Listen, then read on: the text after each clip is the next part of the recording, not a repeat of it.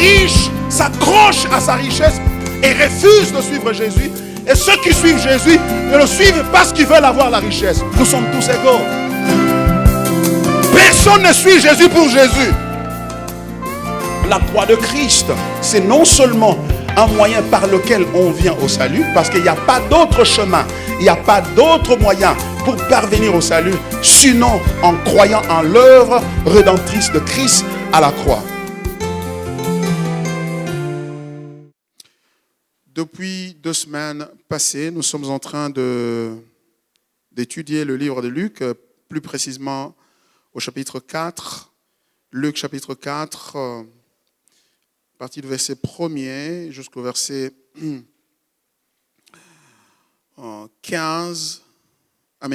13. Je voulais dire Luc 4, 1 à 13. Nous sommes en train de parler de tentation de Jésus-Christ, les tentations de Christ. Tentation de Christ. Et Luc nous en parle ici, son 4e chapitre, à partir du verset 1er. Je m'en vais lire le texte et nous allons nous y mettre. Luc chapitre 4.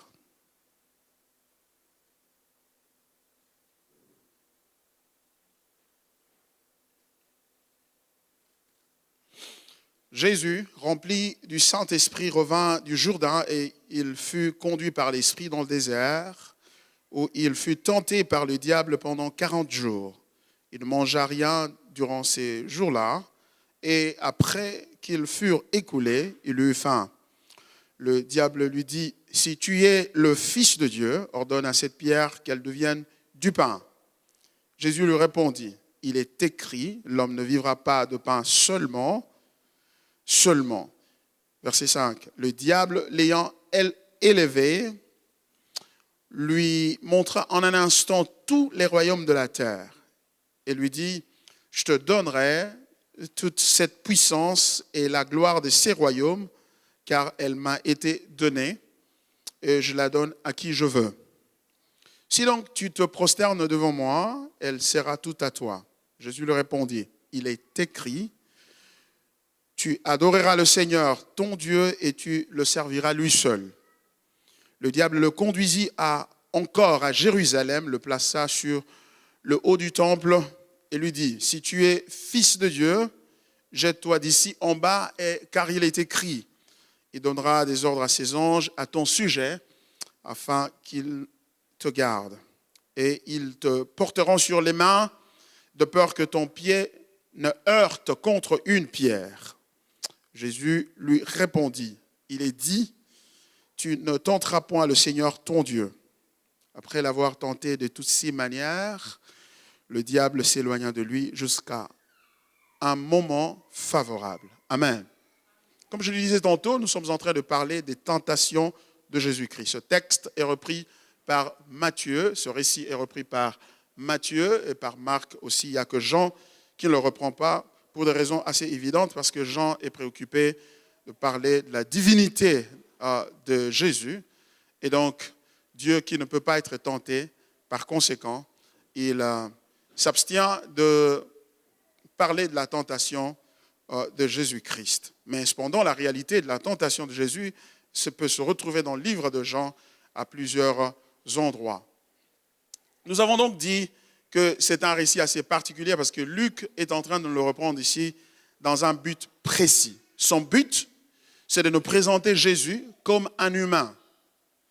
Non seulement comme le Messie, comme Matthieu le présente, ou comme serviteur de Dieu, et encore moins comme Jean le présente comme Dieu, mais lui veut insister sur la nature humaine de Jésus. Parce que, rappelons-nous, Jésus avait 2 natures confondues dans une et seule même personne.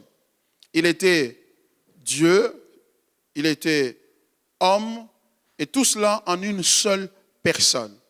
Et c'est assez compliqué pour comprendre cela, c'est pourquoi ça demande la foi, tout simplement pour y croire, parce que aucun être humain n'a existé avec ces 2 dimensions pleinement en lui. Personne.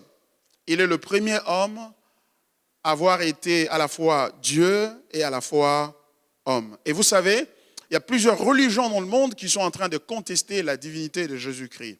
Et notamment l'islam et d'autres religions qui ne croient pas, en fait, qui lui reconnaissent qu'il est le prophète, et un grand prophète d'ailleurs, le plus grand de tout ce qui a existé, mais seulement il n'est pas fils de Dieu. Mais vous et moi, nous savons que les Écritures clairement parlent de lui comme Dieu également. Parce que sans cette divinité, notre évangile n'a plus de sens. Parce que notre évangile, c'est un évangile centré sur la personne de Jésus-Christ. La personne de Jésus-Christ, c'est-à-dire son identité. Il est Dieu et il est homme à la fois. Pourquoi nous ajoutons qu'il est Dieu? Parce que justement, parce que la Bible le dit. La Bible on parle dans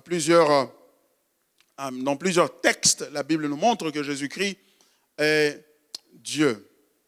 Il est donc Dieu qui est devenu homme. Il n'est pas un homme qui, à force de sainteté, à force de se purifier, de plaire à Dieu, d'obéir à Dieu, finalement, il est plébiscité ou il est déclaré Dieu. Non, il est Dieu ayant revêtu la chair humaine. C'est ça notre Jésus que nous adorons, que nous prions. Et pourquoi il est important de comprendre cela? Parce que s'il est simplement un homme comme tout autre homme, et que seulement il possède des pouvoirs spirituels assez élevés qu'aucun autre homme n'ait possédé, cela reviendrait à dire qu'il est avant tout et premièrement un homme.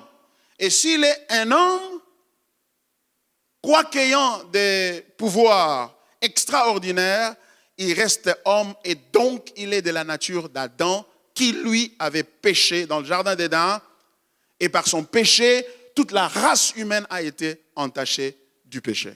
Donc, toute la nature humaine, toute la race humaine a été corrompue par le mal. Donc, c'est pour cela, Jésus doit être quelqu'un, un humain, mais un humain extraordinaire parce qu'il ne vient pas, il ne descend pas d'Adam et Ève. Et c'est la raison pour laquelle que Luc, avant de nous parler du récit de la tentation de Jésus-Christ, il insère entre son baptême et ses tentations, il insère un récit, c'est le récit de la généalogie de Jésus. Il parle de la généalogie de Jésus, des origines de Jésus. Et ces origines, selon Luc, remontent à Adam et Ève. Ça veut dire qu'il voulait nous dire, celui-ci qui affronte le diable dans le désert, celui-ci qui affronte les tentations, les affronte comme représentant d'une nouvelle humanité, comme un nouveau Adam que Dieu a envoyé parce que le premier avait échoué. Le premier avait échoué. Adam et Ève avaient échoué dans le jardin et voilà tous les malheurs que nous connaissons aujourd'hui. Mais Dieu dit, je vais reprendre à zéro, je vais envoyer un autre. Celui-là sera différent. Il ne sera pas le produit de la terre et du souffle de Dieu, comme ce fut le cas avec Adam, parce que Dieu avait pris la poussière de la terre, il a formé l'homme, et ensuite il a soufflé dans ses narines, et la Bible dit, et l'homme devint une âme vivante.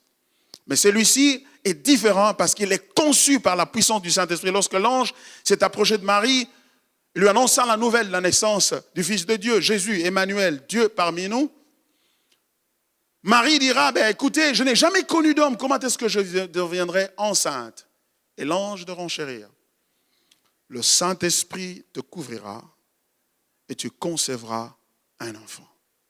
Conçu par la puissance extraordinaire du Saint-Esprit, il a été formé dans les entrailles de Marie par la puissance de Dieu et cela crée une discontinuité, une interruption entre notre père, notre grand-père Adam, duquel nous avons hérité la nature corrompue qui nous conduit toujours à commettre le péché.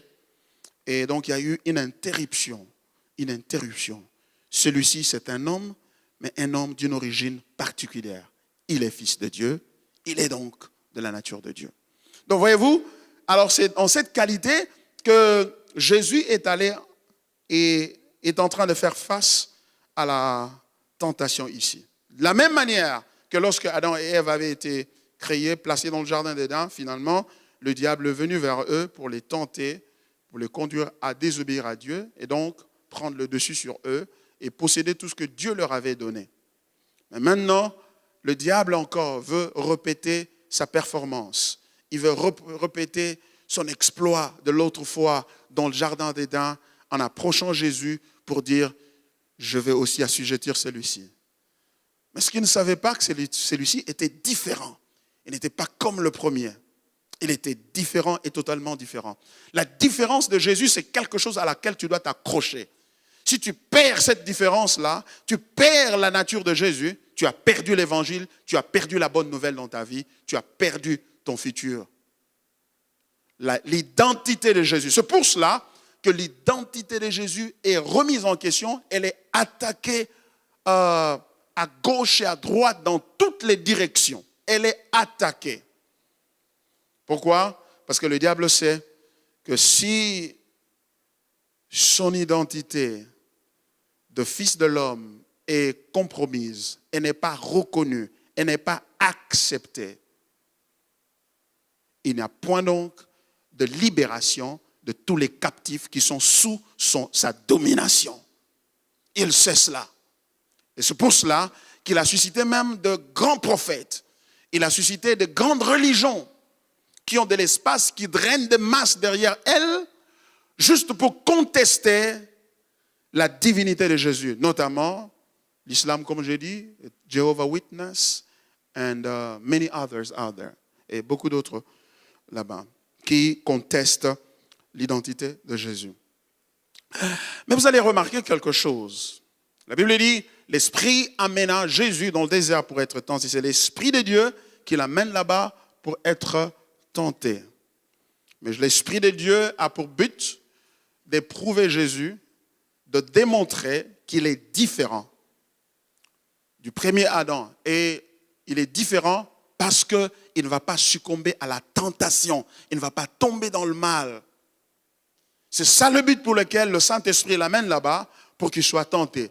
Mais le diable s'approche de lui par la même occasion pour ruiner sa vie, pour le tenter, le faire tomber dans le mal et faire de lui aussi un esclave, comme il avait fait d'Adam et Ève et de toute sa progéniture que nous représentions. Première tentation, il s'approche de lui et regardez comment il commence. Si tu es le Fils de Dieu, parce que Jésus avait jeûné pendant 40 jours et 40 nuits sans manger ni boire, il avait donc faim. Et là, il était assis dans le désert, il n'y avait pas de marché à côté, il n'y avait pas de cuisine, il n'y avait rien à manger. Et le diable s'approche de lui pour lui dire, si vraiment tu es le Fils de Dieu, pourquoi rester affamé? Ordonne à ces pierres, elles vont devenir du pain et tu vas manger et tu vas être rassasié. Tu n'as pas besoin de mourir de faim. Tu es assez de puissant, tu es Fils de Dieu. Et nous nous sommes étalés longuement là-dessus lors de deux derniers services pour montrer qu'en fait, cette tentation, Jésus l'a résistée. Et Jésus a dit, l'homme ne vivra pas de pain seulement, mais de toute parole qui sort de la bouche de Dieu. Il a refusé d'obéir à l'instruction que le diable lui avait donnée. Évidemment, parce que l'instruction venait de quelle bouche? Elle venait de la bouche du diable. Mais pourtant, c'était une instruction, une demande, une suggestion. C'était en fait une suggestion. C'était une suggestion qui était apparemment innocente. Et d'ailleurs, une suggestion qui tombait à propos. C'est-à-dire, tu as faim, tu as déjà jeûné, tu as terminé. Je ne te demande pas de couper ton jeûne, tu en as fini déjà.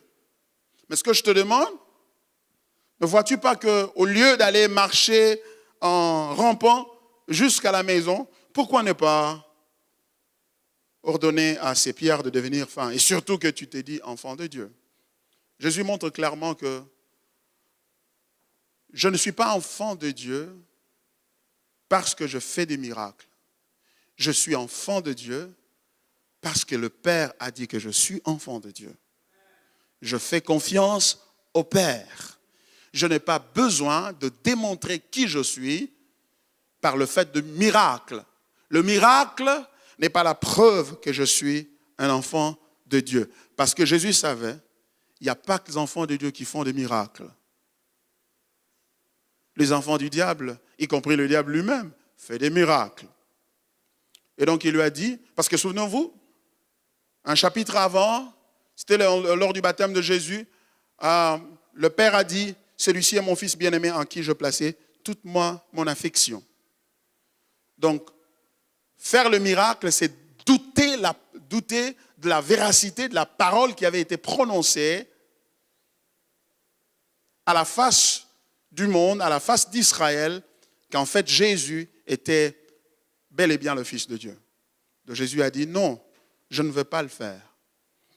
Combien souvent nous sommes tentés, et même par l'ennemi, il dit mais si vraiment Dieu t'aime, pourquoi tu dois souffrir comme ça? Pourquoi tu dois traverser des moments difficiles comme ça?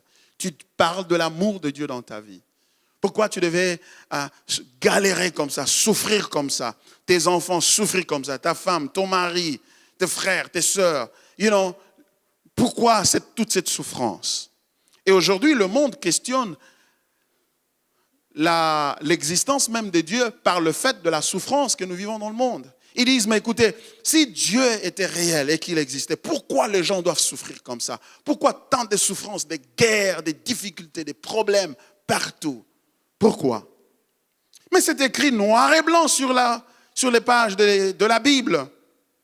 Tous ont péché et sont privés de la gloire de Dieu. La raison de nos souffrances, c'est le péché, c'est la rébellion contre Dieu, c'est le refus d'obéir à Dieu, de faire la volonté de Dieu. Si nous faisions la volonté de Dieu, nous serons heureux. La Bible dit, si vous êtes obéissants, vous mangerez la meilleure production du pays. Si vous obéissez à Dieu, vous suivez les voies de Dieu, vous marchez dans les voies de Dieu, vous serez dans le bonheur. Mais nous ne vivons pas ce bonheur dans le monde parce que plusieurs ont mangé, ils sont tellement devenus intelligents qu'ils refusent de reconnaître l'existence même de ce Dieu qui les a créés à son image et à sa ressemblance. Quelle ingratitude! Quelle ingratitude! Alléluia.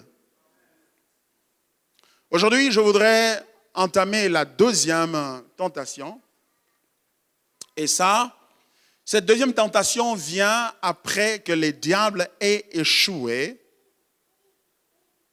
à persuader Jésus d'opérer ce miracle qu'il lui suggérait, celui de convertir les pierres en pain pour manger, pour rencontrer un besoin. Et remarquez que la stratégie du diable, c'est qu'il commence avec Jésus dans son environnement immédiat et utilisant les besoins qu'il ressent maintenant, les besoins du moment. Alléluia. Faites un effort pour ne pas tomber un an qui revient du boulot, hein. J'en sais quelque chose, mais faisons un effort pour ne pas dormir. Si vous sentez, vous voulez dormir, alors là, je vous autorise à aller derrière pour vous tenir debout, pas vous asseoir. Je comprends, on est fatigué, on vient du travail, donc faisons un effort. Je disais donc que la deuxième tentation intervient parce que la première n'a pas réussi. Et la première a été essentiellement une tentation liée aux besoins physiques, aux besoins du moment, aux besoins du contexte. Et c'est là que le diable souvent commence avec nous. Par des besoins simples, de choses qui sont à la portée de notre main. Qui peuvent servir de moyens pour résister à Dieu, nier l'existence de Dieu, rejeter Dieu. Eh bien, si tu es vraiment enfant de Dieu, si vraiment Dieu t'aime, mais pourquoi tu traverses des moments difficiles comme ça? Il utilise des situations qui sont autour de toi. Pourquoi ça traîne? Pourquoi ça prend du temps? Pourquoi tu dois souffrir comme ça? Cette maladie, ça fait beaucoup de temps que tu en souffres. Pourquoi ça continue? On a prié, ça ne marche pas. Est-ce que Dieu vraiment t'aime? La tentation, c'est de t'opposer à Dieu, c'est de te détourner du caractère, du cœur de Dieu, un cœur d'amour, un cœur de compassion, un cœur de miséricorde. Parce que si le diable réussit à te montrer que Dieu ne t'aime pas, parce qu'il ne rencontre pas tes besoins, alors il peut maintenant te susciter, t'ériger en rébellion contre Dieu. Et remarquez aussi une chose, c'est que parfois nous sommes appelés, nous sommes tentés de mentir, de tricher, de faire ce qui est incorrect devant Dieu à cause des pressions que nous ressentons dans le présent.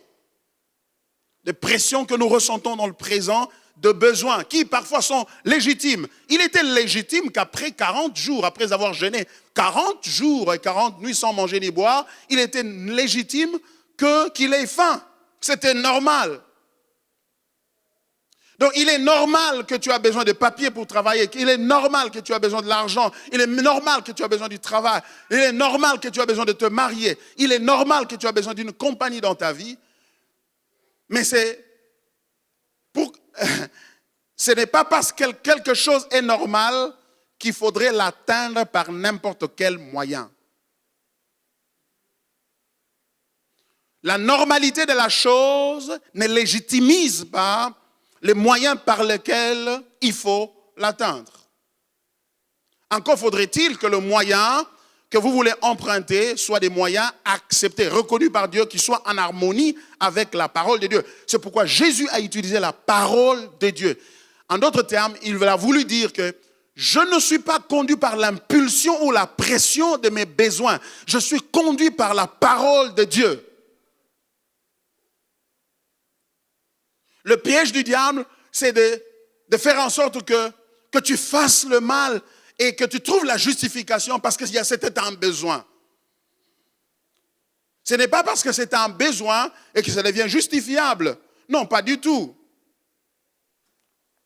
Mais Dieu veut que vous ayez une vue de votre vie et de votre parcours centrée sur la parole de Dieu, sur la volonté de Dieu. Il dit, l'homme ne vivra pas de pain seulement, mais de toute parole qui sort de la bouche de Dieu. C'est-à-dire que je ne suis pas d'abord conduit par mes besoins personnels, je suis conduit d'abord par la volonté de Dieu, par laquelle volonté est reprise dans les Écritures. Jésus a cité les Écritures. Il a cité Deutéronome, le texte de Deutéronome. Et lorsque le diable échoue de vous conduire à vous prostituer, de vous conduire à mentir, de vous conduire à voler, à tuer pour posséder, à tricher pour avoir. Et lorsqu'il ne réussit pas, il passe à la deuxième étape. Et c'est là qu'il amène Jésus lui disant, la Bible dit ceci. Je vais lire le texte. C'est toujours dans notre texte principal, dans Luc chapitre 4. Il dit, la Bible dit au verset 5, les diables l'ayant élevé, lui montra en un instant tout le royaume de la terre. Et lui dit, je te donnerai toute cette puissance et la gloire de tous ces royaumes, car elle m'a été donnée et je la donne à qui je veux. Et lui dit, la Bible dit, il le leva en un instant. Il y a une question que nous devons répondre aussi par rapport au texte ici, avant de nous lancer dans la substance de la tentation. La question, c'est la suivante. Le texte dit, le diable l'éleva. C'est dans un élévateur, dans un ascenseur. Et il lui dit, et le texte dit, et lui montra en un instant tout le royaume de la terre. La question c'est que, y a-t-il un point sur la terre où si on te lève, on te place sur ce point-là, que ce soit sur une montagne ou sur n'importe quel objet, et si on te lève là, tu auras la possibilité de voir tout le royaume du monde en un instant? Évidemment, non. Le globe terrestre, c'est une sorte de boule, right? Le monde n'est pas plat. Une pareille chose ne peut arriver que si le monde était plat, on te place à un endroit où tu as une vue panoramique de tous les royaumes. C'est donc dire que c'était en pensée qu'il a élevé Christ. En d'autres termes, la pensée est le champ de bataille de la tentation. Ça veut dire que toute action est une extériorisation d'une réalité de pensée d'abord. Si tu vois quelqu'un faire quelque chose, ça veut dire qu'il avait déjà pensé à cela. Si tu vois quelqu'un faire quelque chose à laquelle il n'a pas pensé, c'est un fou. Et même le fou, je crois qu'il pense à quelque chose avant de le faire. Sauf que sa pensée n'est pas cohérente par rapport à notre réalité, à notre pensée. Il n'y a pas de cohérence avec notre façon de réfléchir. Donc, le diable a amené Jésus. Le dialogue s'est passé, cette conversation s'est passée dans un esprit. Ça veut donc dire que ce n'est pas si quelque chose se passe dans la tête ou dans l'esprit et que la chose n'est pas réelle. Si la chose est réelle. C'est pourquoi nous avons des dépressions parfois qui affectent notre corps, qui affectent notre réalité, à cause de ce que nous pensons. Vous savez, ce qui fait l'objet de votre pensée va se traduire dans la réalité de votre vie. La Bible dit dans Proverbes, chapitre 4, verset 7, telles sont les pensées dans son cœur. Les pensées que nous avons, que nous nourrissons en nous, ces pensées deviennent une réalité dans notre vie de tous les jours. C'est pour cela qu'il est important de bien gérer ses pensées. Les gens qui ont commis des crimes, ils avaient commencé simplement par une simple pensée. Et cette pensée a été développée jusqu'à produire un crime. C'est pourquoi la Bible dit que nous devons faire attention avec ce que nous pensons, que tout ce qui est honorable, que tout ce qui est pur, que tout ce qui est correct, que tout ce qui est digne d'honneur fasse l'objet de nos pensées. Un homme fort, il est fort dans ses pensées d'abord. Un homme qui craint Dieu, il craint Dieu dans ses pensées d'abord. Donc, la discipline de pensée, c'est quelque chose. C'est pour cela qu'il est important de savoir qu'est-ce qui alimente tes pensées. Qu'est-ce qui alimente tes pensées? Parce que ce qui alimente tes pensées devient une fenêtre par laquelle le diable peut pénétrer ou par laquelle l'Esprit de Dieu peut agir. Si tu es tout le temps à la télé en train de voir des nudités, tu alimentes tes pensées de ces nudités. Tu es sur ton téléphone en train de voir des nudités.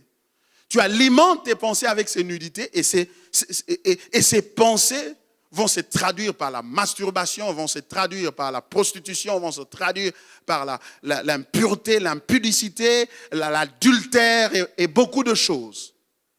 C'est pourquoi Jésus a dit, on vous a dit que si vous prenez une femme d'autrui et vous allez avec, et vous avez commis l'adultère. Mais moi, je vous dis, si vous avez seulement pensé, vous avez formulé ces pensées en vous, d'aller avec des pensées de convoitise. Vous imaginant aller avec une femme qui n'est pas avec la vôtre, vous avez déjà commis l'adultère. Parce que la pensée est aussi puissante que l'action commise. C'est pour cela que quand nous confessons au Seigneur, nous confessons non seulement les actions que nous avons posées, nous confessons même le pensée que nous avons conçu. Seigneur, pardonne-moi. Seigneur, purifie-moi, même dans mes pensées. Alors, le diable l'amène en un instant et lui montre tout le royaume de la terre. Il voit tout le royaume de la terre. De quel royaume s'agit-il? C'est le royaume des êtres humains, des hommes qui ont fait de royaume. Je ne sais pas, je crois qu'il avait aussi vu le royaume Congo. Plusieurs royaumes sur la terre. Et toute personne qui a une certaine parcelle de pouvoir, un certain groupe de gens sur qui il règne, il est roi là-dessus. Jésus a vu cela aussi. Et le diable lui a dit, écoute, si tu t'agenouilles devant moi, je vais te donner tous ces royaumes, car ils m'ont et leur gloire. Je vais te donner la puissance de ce royaume et leur gloire. Deux choses, la puissance et la gloire. La puissance et la gloire. Il dit, je vais te donner la puissance de ce royaume et leur gloire, car elle m'a été donnée. Et remarquez que Jésus, en répondant dans sa réponse, Jésus ne contredit pas le fait que cela a été donné au diable. Il ne contredit pas. Il dit par contre, il dit, il est écrit, tu n'adoreras que le Seigneur ton Dieu. Tu n'adoreras que le Seigneur ton Dieu. Il cite la loi, il cite une instruction de la loi qui est donnée à Israël.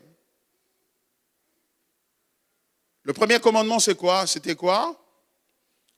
Tu n'auras pas d'autre Dieu en face de moi. Tu ne te prosterneras pas devant d'autres dieux. Tu ne te feras pas d'image taillée, ni des choses, ou une représentation des choses qui sont dans le ciel, sur la terre ou sous la terre. Tu ne feras aucune représentation de ces choses et tu ne t'agenouilleras pas devant ces choses pour les adorer. C'était le premier commandement. Et ce commandement a été donné à Israël, aux hommes. C'est-à-dire que Jésus n'est pas en train de dire au diable, tu n'adoreras, c'est toi qui dois m'adorer, parce que moi je suis Dieu, tu dois m'adorer. Ce n'est pas ce que le texte veut dire. Le texte veut dire que Jésus se met dans la place d'un humain et il dit, en tant qu'être humain, je n'adorerai que le Seigneur mon Dieu. Et non pas toi. Et c'est là la beauté de cette tentation, parce que Jésus, dans cette tentation, s'efforce à agir comme un homme et non pas comme Dieu. Pourquoi? Parce que s'il agit comme Dieu, il ne sera pas utilisé par nous comme un modèle pour vaincre la tentation. Et par conséquent, il ne peut pas aussi prendre notre place pour mourir à notre place en tant qu'être humain et payer à Dieu la dette de nos péchés. Donc, il s'abstient, il se restreint de sa capacité. Il est capable, en tant que Dieu, 100% Dieu, 100% homme, en tant que Dieu, il est capable d'user de sa divinité pour pouvoir contrer la tentation, pour pouvoir s'opposer et à la tentation que l'ennemi amène vers lui. Mais il s'abstient de cette capacité parce qu'il voulait affronter la tentation comme un être humain, afin que Jacques soit en mesure de dire, oui, il a vaincu pour moi, je vais aussi vaincre. Afin que Oscar dise, oui, il a vaincu pour moi, je vais aussi vaincre. Serge dise, il a vaincu pour moi, je vaincrai aussi. Mais s'il approche, il utilise toute sa divinité. Il utilise toute sa divinité pour dire, tu es en train de mentir le diable, tu sais. Je ne veux pas t'adorer parce que je suis Dieu. Par conséquent, nous ne pouvons pas l'utiliser comme modèle pour nous. Vous voyez l'enjeu? Nous ne pouvons pas l'utiliser comme modèle. Il reste un modèle parce qu'il a affronté cela dans son humanité. Et même quand il est à la croix finalement, il a affronté la croix dans son humanité. C'était un homme qui mourait sur la croix. C'est pourquoi le monde a des difficultés pour pouvoir cerner la nature, l'identité de Jésus-Christ. Ça leur pose problème. Mais ici, il dit à Satan, il est écrit que tu n'adoreras que le Seigneur ton Dieu. C'est-à-dire, il est écrit que moi, Jésus, en tant qu'homme, je n'adorerai que le Seigneur mon Dieu. Par conséquent, l'adoration de Dieu m'empêche de pouvoir accéder aux bénéfices que tu m'offres pour pouvoir t'adorer. L'adoration m'empêche. Et le fait que l'adoration n'est due qu'à Dieu, ça m'empêche de pouvoir accepter ton offre de recevoir ce royaume. Bien-aimé dans le Seigneur, le diable ne pouvait pas être aussi clair que ça. Et c'est là que nous voyons que la problématique, c'est-à-dire le cœur du problème, ou la poursuite du diable, était de faire de Jésus, cet homme que Dieu a envoyé, un esclave, comme il en avait fait d'Adam et Ève, et donc de nous tous, au travers d'eux. Il voulait faire de lui son esclave. Parce que si Jésus acceptait de l'adorer et recevoir le royaume il aurait reçu le royaume de qui? Du diable. Par conséquent, il allait être redevable à qui? Au diable. Il allait rendre compte à qui? Au diable. Tu rends compte à celui qui t'a donné le pouvoir. La démocratie, c'est le pouvoir du peuple, par le peuple, pour le peuple. Si le peuple t'élit, tu dois lui rendre compte. Malheureusement, chez nous en Afrique, et particulièrement dans mon pays, le Congo, parce qu'il n'y a pas de démocratie, donc le chef ne nous doit rien. Il n'a pas reçu ce pouvoir de nous. C'est pourquoi il reste là, il s'accroche et il veut continuer. Pourquoi? Parce qu'il ne le tient pas de nous. Il le tient de ses amis occidentaux et les autres qui l'ont forcé, qui l'ont placé là. Et comme ces occidentaux ne l'ont pas encore désavoué, eh bien, nous sommes dans le malheur en train d'attendre. Jésus savait que si je prends ce royaume ici, tous ceux qui viendraient après moi devront dépendre de celui de qui je reçois le royaume, c'est-à-dire du diable. Et le diable est méchant par nature. Il est méchant par nature. Et sa méchanceté nous aurait tous détruits. Jésus dit non. Mais la question c'est celle-ci. Lorsque le diable dit que je te donnerai la puissance et la gloire de ce royaume parce qu'elle m'a été donnée. Qui lui a donné ça? Est-ce que c'est Dieu qui lui a donné cela? Ou c'est qui? Ce n'est pas Dieu qui lui a donné ça. Il a usurpé ça par le mensonge. Il a volé ça par le mensonge qu'il a proféré à Adam et Ève. Lorsqu'Adam et Ève, il les a trompés. Parce qu'au commencement, la Bible dit Dieu créa les cieux et la terre. Ainsi de suite, lorsqu'il a créé l'homme, il l'a placé dans le jardin d'Éden, il a créé homme et femme. Et la Bible dit, il les bénit, il dit, multipliez, soyez féconds, dominez sur toutes choses. Dieu leur avait donné la domination sur toutes choses. Parce que la domination, le royaume, vient de Dieu. Pourquoi de Dieu? Parce que c'est lui le créateur de tout. Créateur, et donc il est propriétaire de toutes choses. Il a donné à Adam, et Satan est venu, il a trompé Adam et Ève, et lorsqu'ils ont cédé à sa tentation, qu'est-ce qui est arrivé? Il a repris le contrôle de tout. Fais attention à des menteurs dans la vie, qui viennent te mentir, et il te ment, il prend contrôle de tout ce que tu as. Et quand un menteur vient vers toi, il ne vient pas avec son mensonge en avant. Il prend une partie de la vérité, il place en avant, et il prend son mensonge, il cache. Il ne veut pas que tu vois le mensonge. Pourquoi? Parce que si tu vois le mensonge, tu vas vite résister, tu vas vite refuser, tu vas te retirer, tu vas dire non, je ne peux pas accepter ça.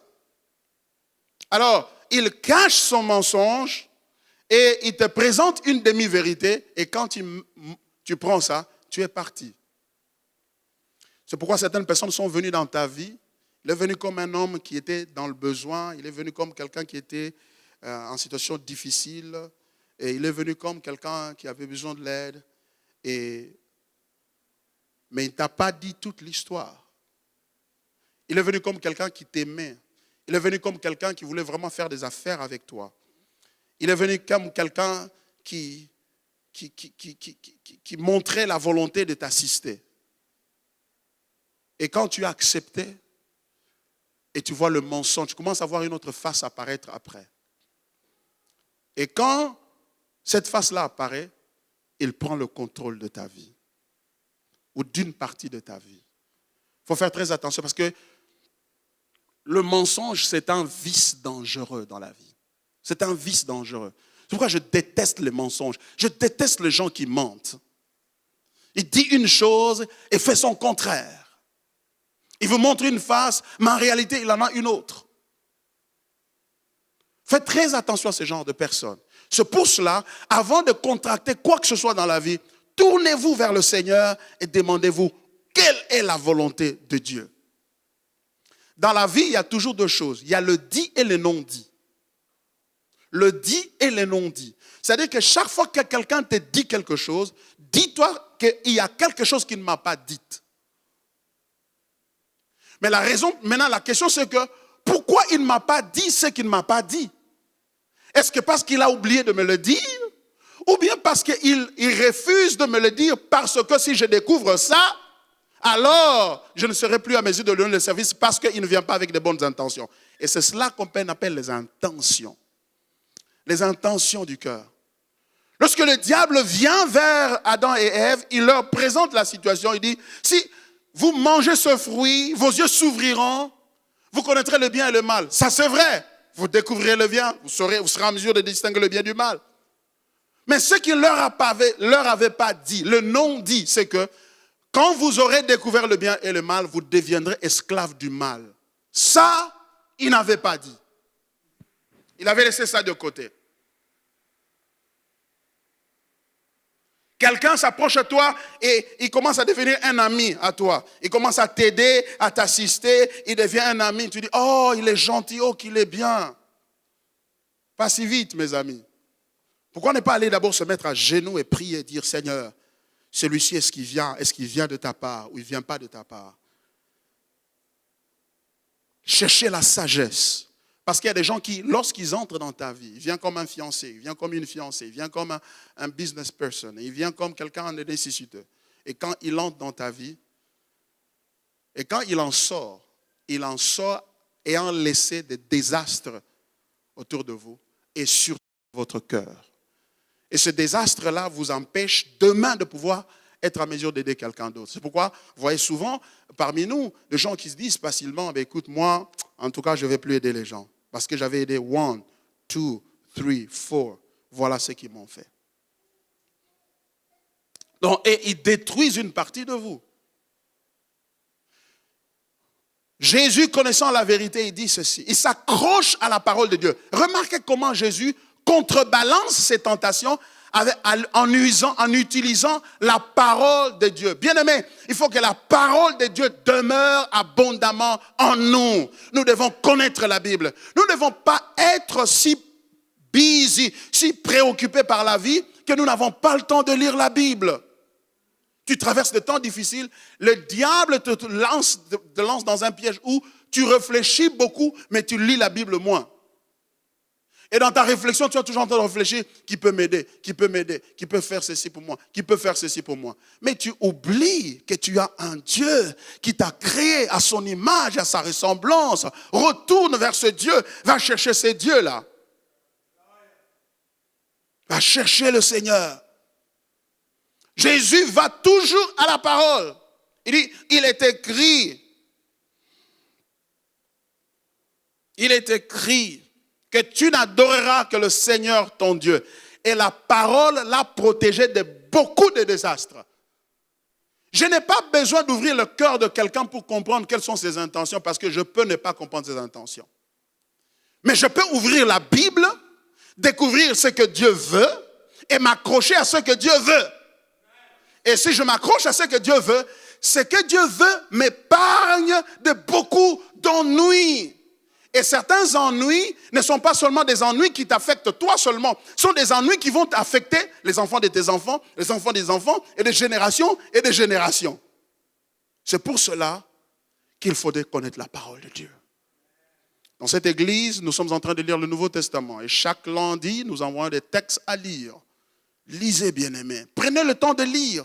Je sais que la vie est difficile, nous avons beaucoup de choses à faire. Mais donnez-vous la peine de lire la Bible. Parfois, nous passons beaucoup de temps sur notre téléphone. Que ce temps que nous aurions passé devant la Bible, lire ne fût-ce qu'un chapitre, quelques versets le jour. Quelle est la dernière fois que tu as lu la Bible?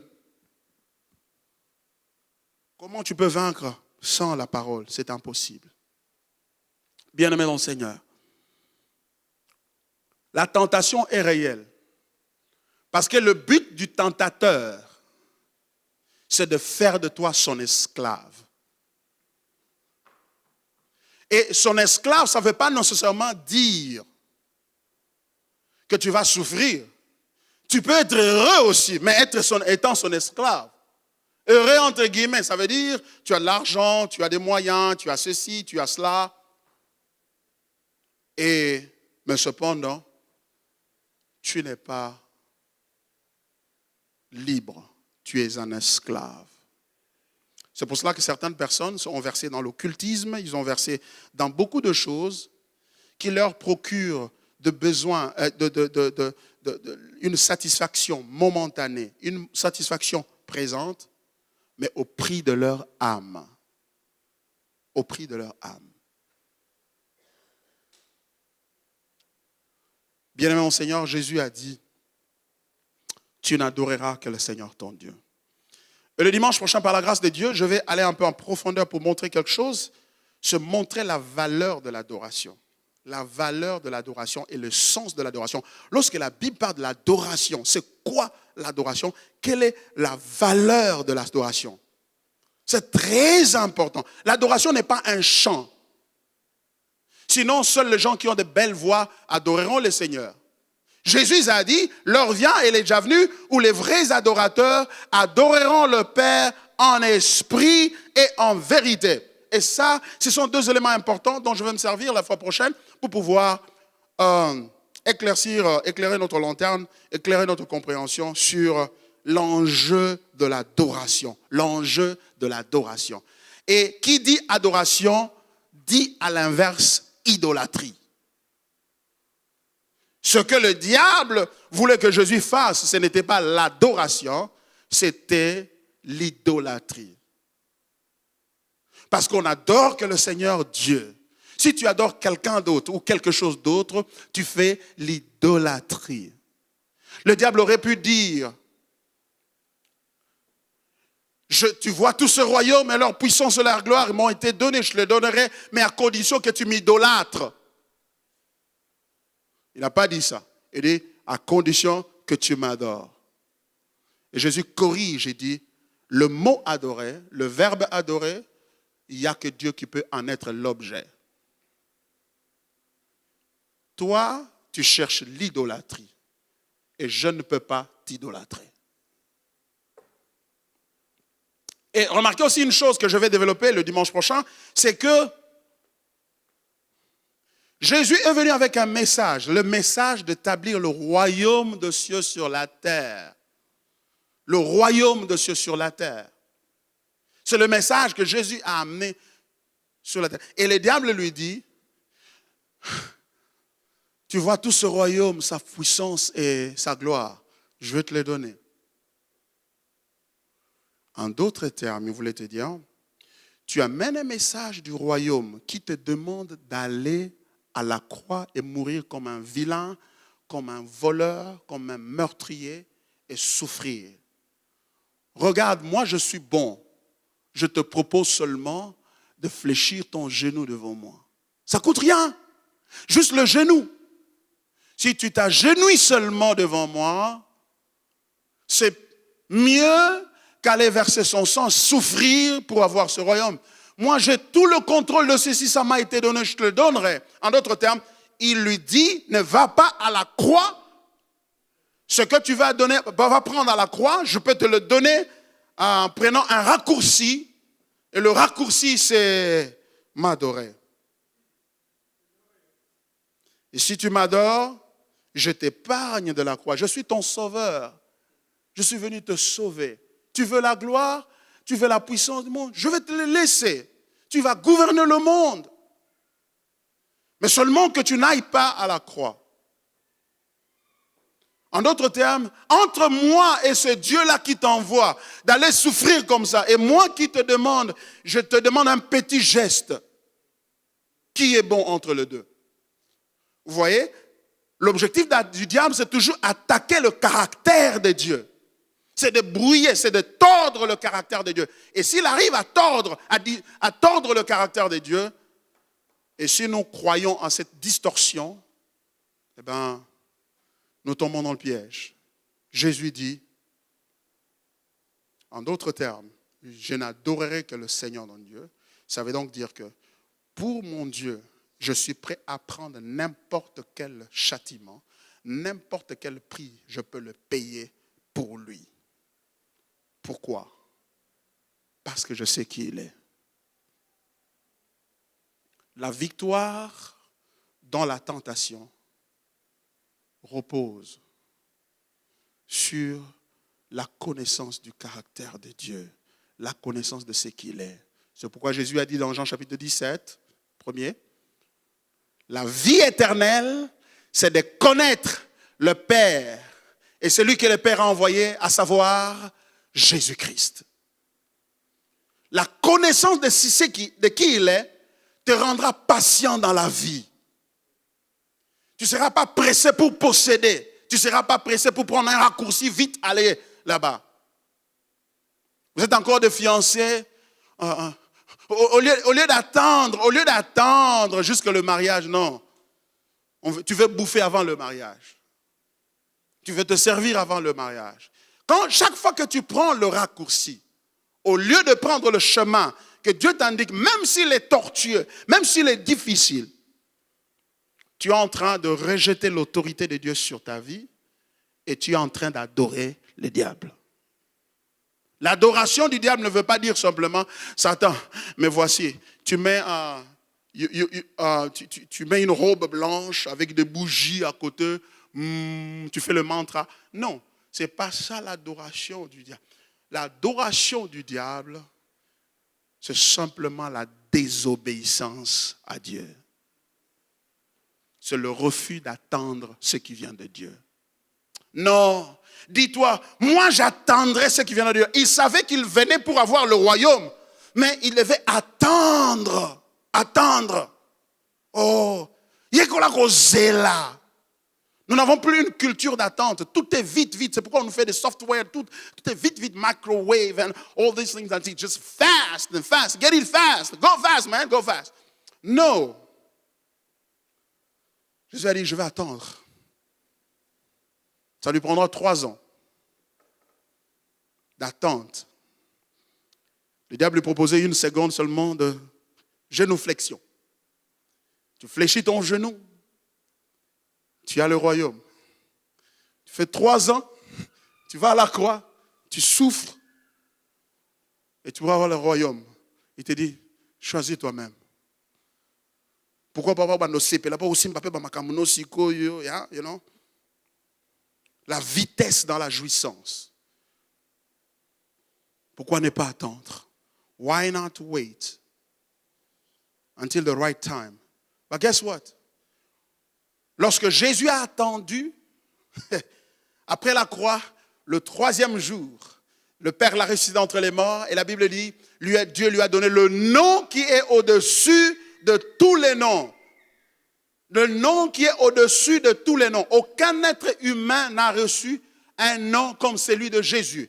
Jésus est le seul être humain qui du reste est Dieu, à avoir reçu un nom aussi grand, puissant et fort, et ce pour l'éternité.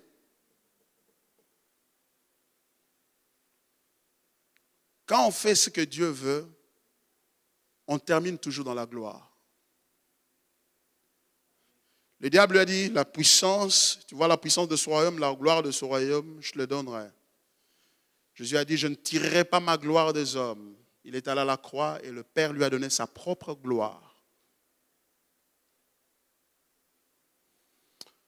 Ce soir, nous pouvons suivre l'exemple de Jésus. Nous pouvons dire comme lui, je n'adorerai pas le diable. Je ne fléchirai pas mes genoux. Je ne serai pas comme tout autre. Shadrach, Meshach, Abednego, emportés en captivité. 4 jeunes gens étrangers. On leur a soumis au mets du roi. Ils ont dit, nous n'allons pas manger le mets du roi à la table du roi. Donnez-nous des légumes et nous allons le manger. Ils ont mangé des légumes pendant un bon bout de temps. Ils ont eu aussi un bon emploi, de l'embonpoint. Autant, même plus que mieux que ceux qui mangeaient le mets du roi. Parce qu'ils avaient la décision de plaire à Dieu même dans un pays étranger. Alléluia.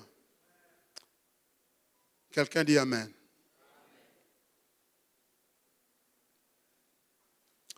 Incluons dans la prière. Seigneur, merci pour ta parole ce soir.